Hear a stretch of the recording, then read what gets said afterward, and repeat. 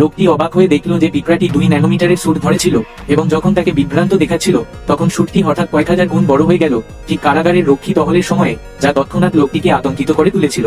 ইডিওগ্রাফিক period পিঁপড়াগুলি countdown অনুসারকে জড়ো হতে দেখে তিনি তাড়াতাড়ি উঠে দাঁড়ালেন, দ্রুত অ্যান্টম্যান স্যুটটি তুলে নিয়ে তার শরীরে লাগলেন, এবং শীঘ্রই কাউন্টডাউন 4 সেকেন্ডে পৌঁছেছিল, এবং লোকটি তাড়াতাড়ি তার মাথা রেখেছিল। হেলমেটটি মাথায় পরা হয়। কারারক্ষীরা যখন সেলে এসেছিল, বন্দী ইতিমধ্যে অদৃশ্য হয়ে গিয়েছিল, এবং যখন সে চেক করার জন্য এগিয়ে এসেছিল, সংকুচিত লোকটি তার ক্রোচের নিচ থেকে এবং তারপরে ইস্পাতের দরজার ফাটল দিয়ে পালিয়ে যায়।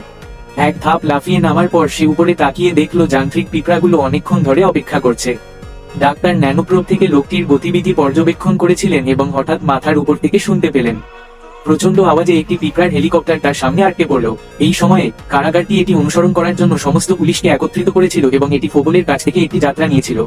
অপ্রত্যাশিতভাবে মোটরসাইকেলটির আসুন উচ্চ গতির বায়ু প্রবাহ এটিকে 108,000 মাইল দূরে ছুড়ে ফেলে দেয়।